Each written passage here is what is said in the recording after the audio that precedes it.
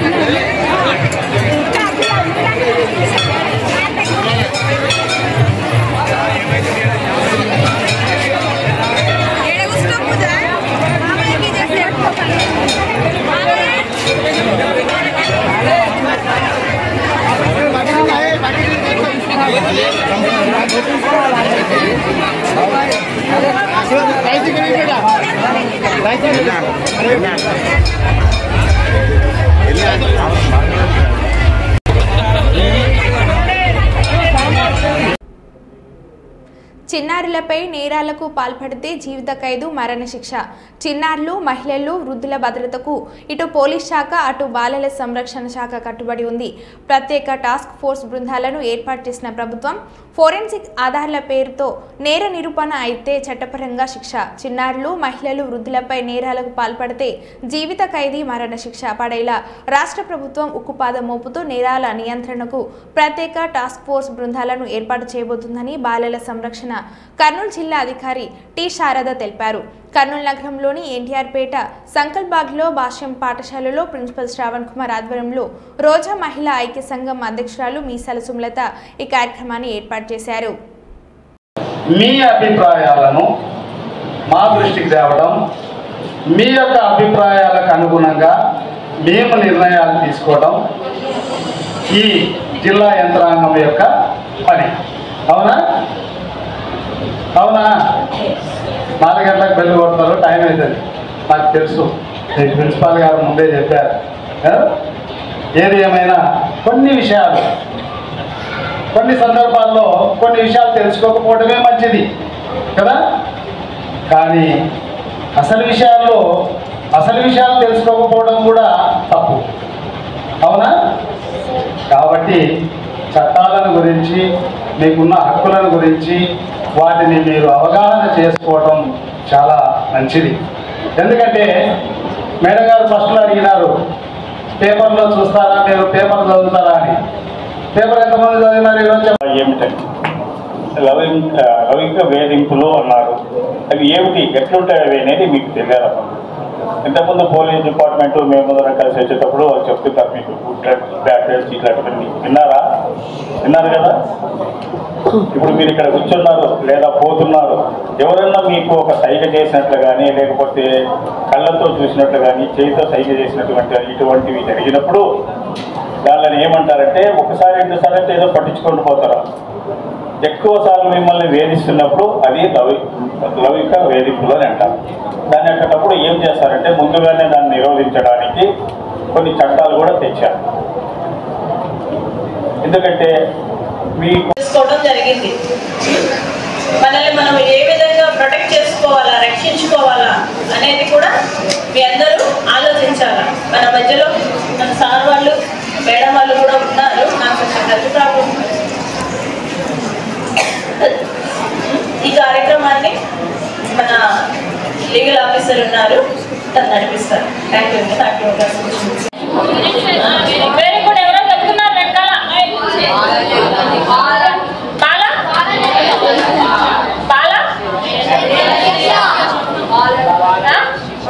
శిక్ష ఏదో శిక్ష అని నిలబడుతుంది. బాలల పరిశీలన గృహం అంటే అబ్జర్వేషన్ హోమ్ అని చెప్పేసి ఉంటది అనమాట. అంటే అక్కడ కొన్ని రోజుల వరకు జనరల్ గా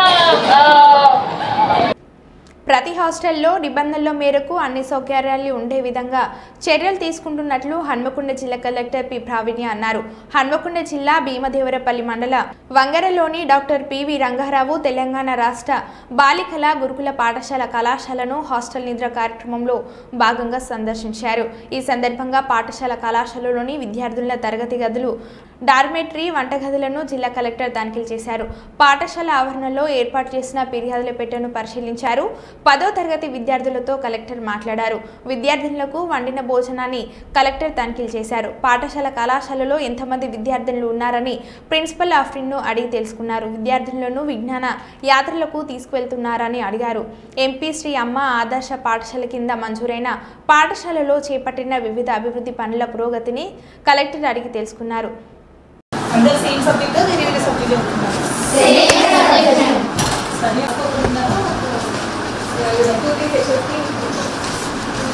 ఎంతమంది మీ క్లాస్ ఇద్దరు ఉన్నారా? క్లాస్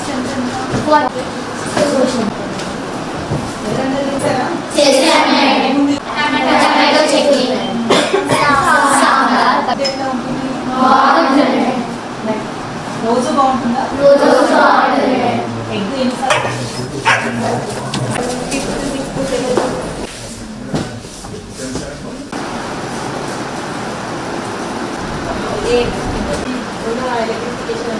తర్వాత స్టార్ట్ అవుతుంది. అయితే మనం సిలబస్ కవర్ చేసుకున్నారా?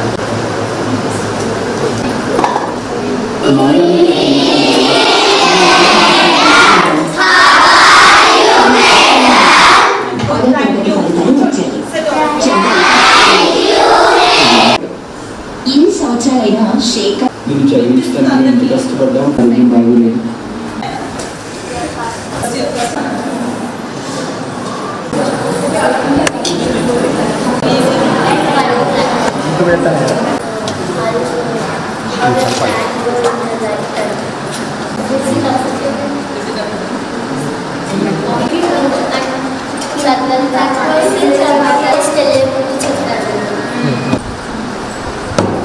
కిచెన్ గార్డెన్ మీరే నాటారా?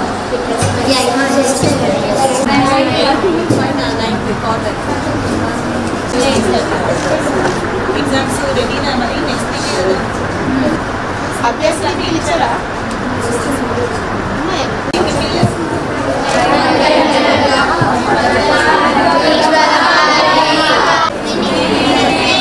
ఏమేమి ఇన్స్ట్రుమెంట్స్ ఉన్నాయి మీ దగ్గర?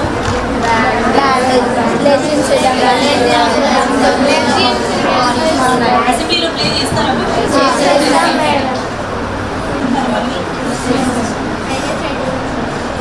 ఎవరున్నారు ఆ కమిటీలో?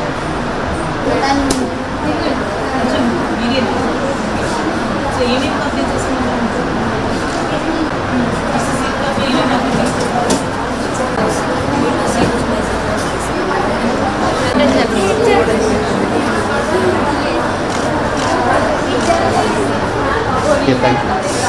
పనకొండపల్లి మండలంలో వంగరా గ్రామంలో మనకి స్కూల్ ఎడ్యుకేషన్ సొసైటీ నుంచి ఉన్న రెసిడెన్షియల్ స్కూల్కి విజిట్ చేయడం జరిగింది. అలానే ఈరోజు ఇక్కడ నైట్ హాల్ట్ కోసం రావడం జరిగింది.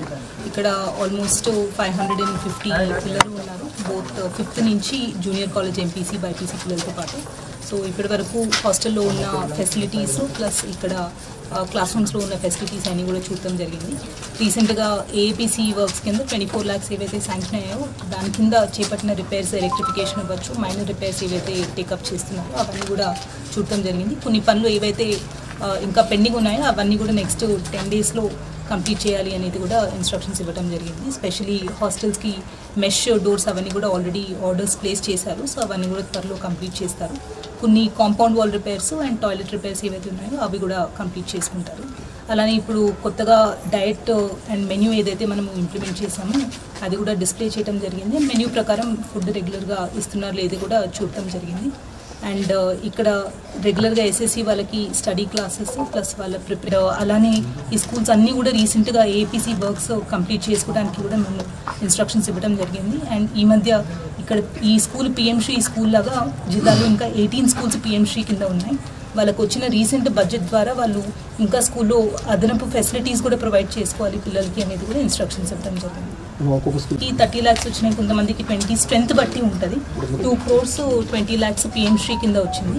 ఇప్పటి వరకు ఆల్మోస్ట్ 1.50 crore ఖర్చు చేయడం జరిగింది. మిగతా అమౌంట్ కూడా ఇప్పుడు త్వరలోనే మనము వాళ్ళకి ఎక్స్పెండిచర్ అనేది మనం బుక్ చేయడం జరుగుతుంది. ఈరోజు ఇక్కడికి నైట్ హాల్ట్కి వచ్చాము. లాస్ట్ వీక్ ఏసీ రెవెన్యూ గారు కూడా ఐ థింక్ వేలేరులో నైట్ హాల్ట్ చేసి వచ్చారు. సో రెగ్యులర్గా అందరూ కూడా ఇన్స్పెక్షన్స్ చేస్తూ ఉన్నాము.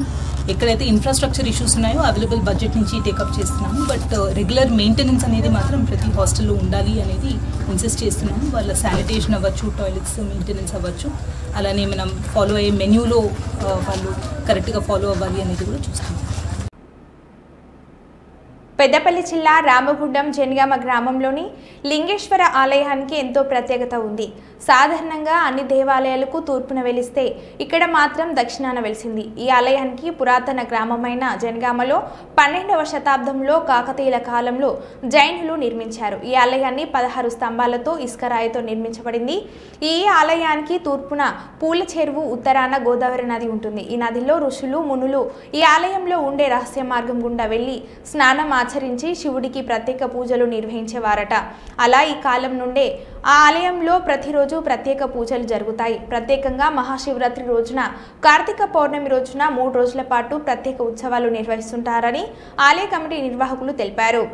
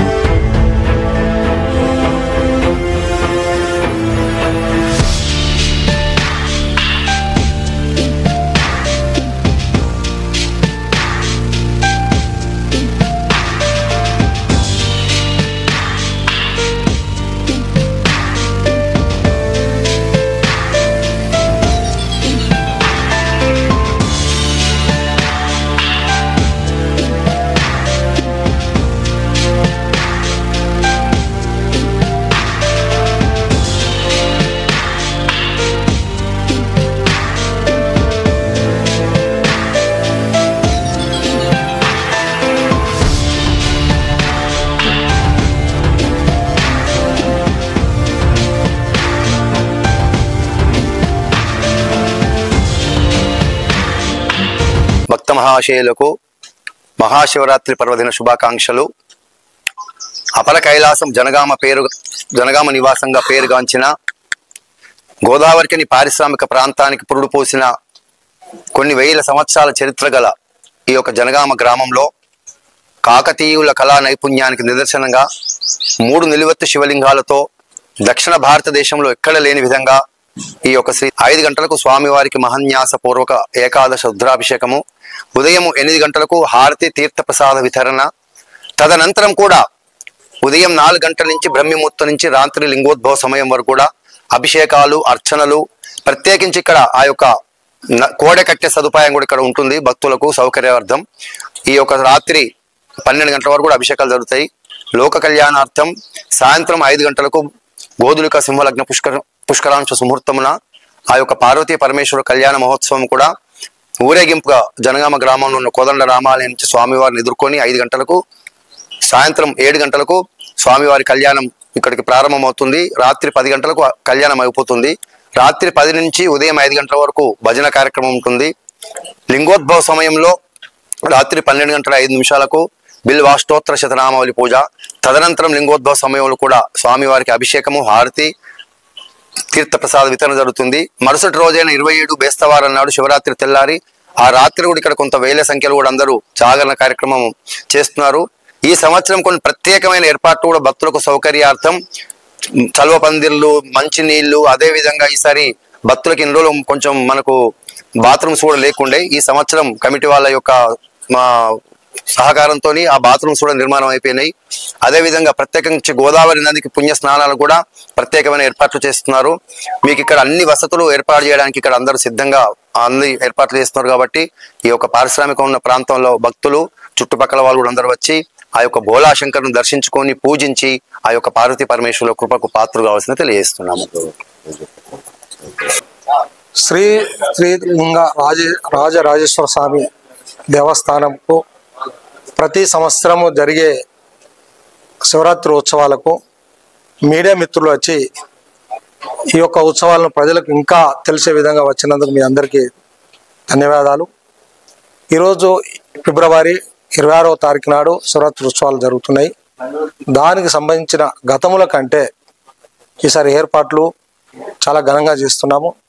ఈ ఏర్పాట్లకు సహకరిస్తున్న సింగరేణి ఆర్జీవన్ జిఎం గారు మరియు గౌరవనీయులైన శాసనసభ్యులు మకన్ సింగ్ రాజ్ ఠాకూర్ గారు పెద్ద మొత్తంలో మాకు సహాయ సహకారాలు అందిస్తున్నారు.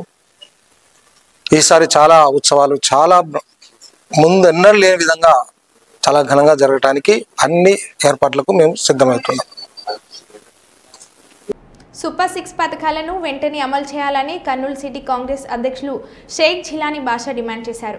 మంగళవారం ఆంధ్రప్రదేశ్ కాంగ్రెస్ కమిటీ అధ్యక్షురాలు వైఎస్ షర్మిలారెడ్డి ఆదేశాల మేరకు కలెక్టరేట్ వద్ద జరిగిన సూపర్ 6 సూపర్ ప్లాన్ దాలి బచావో కార్యక్రమంలో జిలానీ బాషా మాట్లాడుతూ కూటమి ప్రభుత్వం ఇచ్చిన హామీలు అమలు చేయడంలో విఫలమైందని, నిద్రపోతున్న ఈ ప్రభుత్వాన్ని నిద్రలేపాలని దాలి బచావో కార్యక్రమం చేపట్టిందని, కూటమి ప్రభుత్వం అధికారంలోకి వచ్చి 9 నెలలు అయినా ఇంతవరకు ఏ ఒక్క పథకాన్ని అమలు చేయకుండా కాలయాపన చేస్తూ అమలు కాని హామీలు ఇచ్చి అందలం ఎక్కిందని విమర్శించారు. 9 నెలలు అవుతున్నా ఉచిత బస్సు హామీ ఏమైందని, సంవత్సరానికి 3 సిలిండర్లు ఎక్కడ ఉన్నాయని ప్రశ్నించారు. ప్రతి విద్యార్థికి 15,000, ఇంట్లో ఎంతమందికి ఉంటే అన్ని వేల రూపాయలు ఇస్తామన్నారు. ఎక్కడని ప్రశ్నించారు.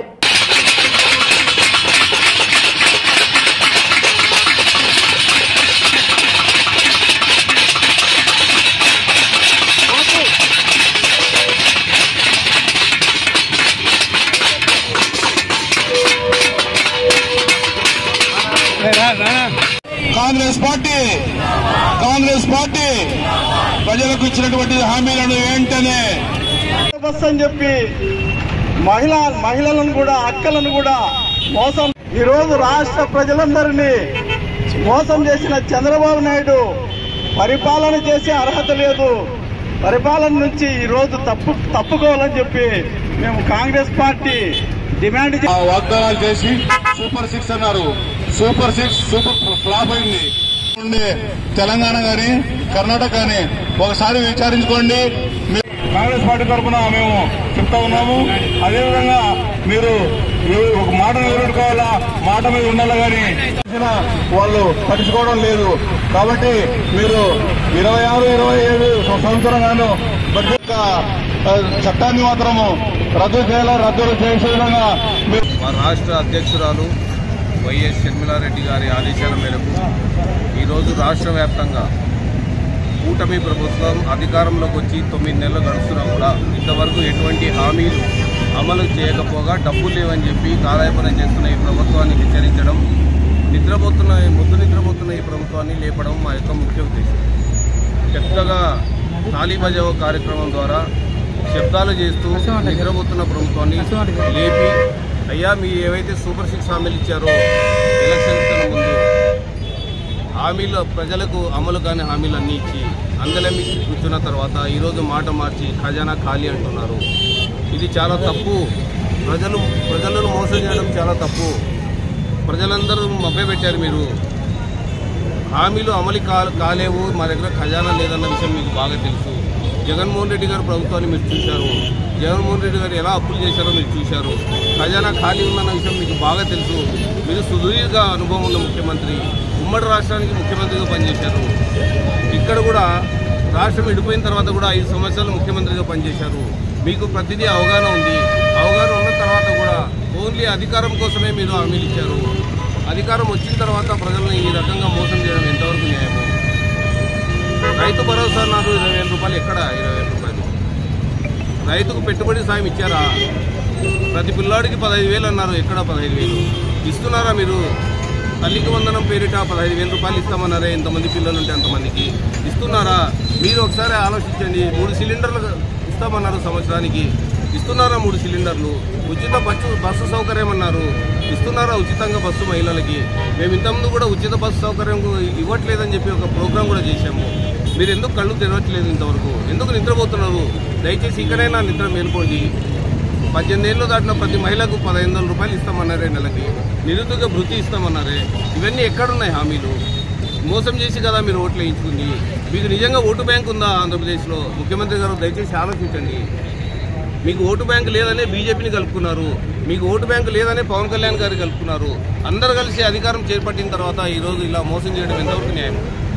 కాంగ్రెస్ తరఫున గట్టిగా డిమాండ్ చేసి అడుగుతున్నాము. ఇలాంటి అమలు కాని హామీలు ఇవ్వడం చాలా తప్పు. ఇంకోసారి ఇలా చేయకండి. ఇకనైనా 9 నెలలు అయిపోయింది.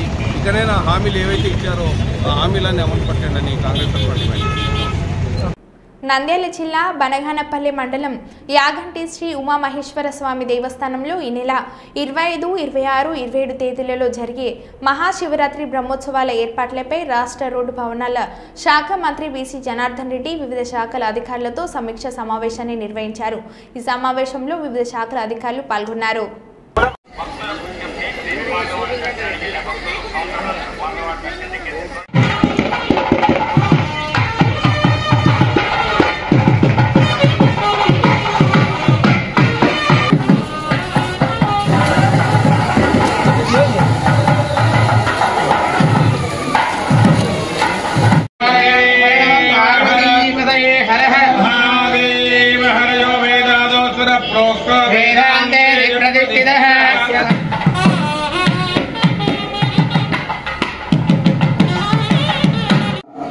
ఇతర రాష్ట్రాల నుంచి మహారాష్ట్ర, కర్ణాటక, తెలంగాణ చుట్టుపక్కల ప్రాంతాల నుంచి కూడా వేలాదిగా భక్తులు వస్తున్నటువంటి సమయంలో అక్కడ నుంచి వచ్చే భక్తులకు, అతిథులకు అందరికీ కూడా అన్ని సదుపాయాలు కల్పించాలి. ఏ లోపాలు రావడానికి ఉద్దేశంతో ఈరోజు అధికారులతో సమీక్ష చేసుకొని జరపడం జరిగింది. ఈ సెషన్ అమూర్వాల టోల్గేట్ దగ్గర కూడా దాదాపు 20 లక్షల రూపాయలు నష్టపడుతున్నారు. కానీ ఏది ఏమైనా భక్తులు ముఖ్య భాగం, వారి మనోభావాలు తినకూడదు అనేటువంటి ఉద్దేశంలో మొట్టమొదటిసారిగా శ్రీశైలంలో తీసేయడం, శ్రీశైలం కూడా ఎందుకంటే మంత్రిగా నేను అక్కడ చూశాను కాబట్టి ఇక్కడ కూడా తీయాలని మా రాష్ట్రంలో బాగా అయినా 20 లక్షల రూపాయలు అవుతుందని భక్తుల మనోభావాల కంటే భక్తులు దాంట్లో ఈశ్వరుడు రావాలి, ఎన్ని డబ్బులు కావాలని ఇస్తారు ఏదో సమయంలో భగవంతుడు ఇస్తారు. ఆ సదుపాయాలు భాగంగా భక్తులందరూ కూడా అనేక ఈ యొక్క ఇబ్బందులు లేకుండా చేస్తాము. వచ్చినటువంటి భక్తులు అదేవిధంగా స్థానికంగా ఉండేటువంటి ఎవరైతే ఉన్నారో ఈ చుట్టుపక్కల ప్రజలందరూ ఒక మనవి. ఎందుకంటే మీరందరూ కూడా దిన్నము మనం శివరాత్రి పండుగ పోతూ ఉంటాము. ఏదైతే ఉన్నారో మీరందరూ కూడా స్థానికులం అనేటువంటిది భావం లేకుండా మీరు ఒక భక్తుల మాదిరిగా బయట వాళ్ళ మాదిరిగా ఆలోచన చేసుకొని క్యూ లైన్లలో వచ్చి వారికి సహకరించాలని చెప్పి దేవస్థానం వారికి, అదేవిధంగా పోలీస్ శాఖకు, మిగతా వారికి కూడా మీరు సహకరించాలని చెప్పి కూడా ఈ చుట్టుపక్కల బనగానపల్లి మండల ప్రజలందరినీ కూడా కోరుతా ఉన్నాను. AP deputy CM Pawan Kalyan తన సతీమణి అన్నా లెజ్నవాతో కలిసి ప్రయాగ్ మహాకుంభమేళలో పవిత్ర స్నానం చేశారు. అంతకుముందు ఆయన త్రివేణి సంగమం వద్దకు బోట్లో చేరుకొని గంగామాతకు హారతులిచ్చి ప్రత్యేక పూజలు చేశారు. మహాకుంభమేళలో పాల్గొనడం అందరికీ గొప్ప అవకాశమని పవన్ చెప్పారు. ఇంతటి గొప్ప కార్యక్రమం నిర్వహిస్తున్న యోగి ఆదిత్యనాథ్ ప్రభుత్వానికి ధన్యవాదాలు తెలిపారు.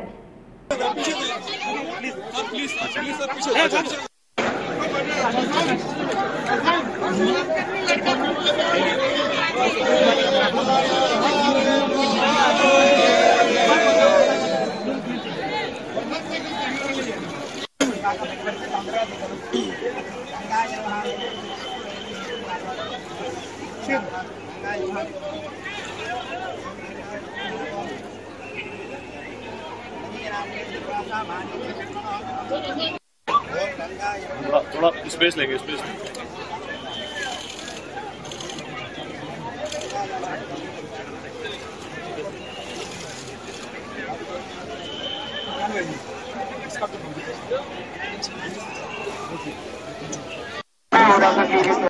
మరో బులెటిన్లో మళ్ళీ కలుద్దాం. Stay tune.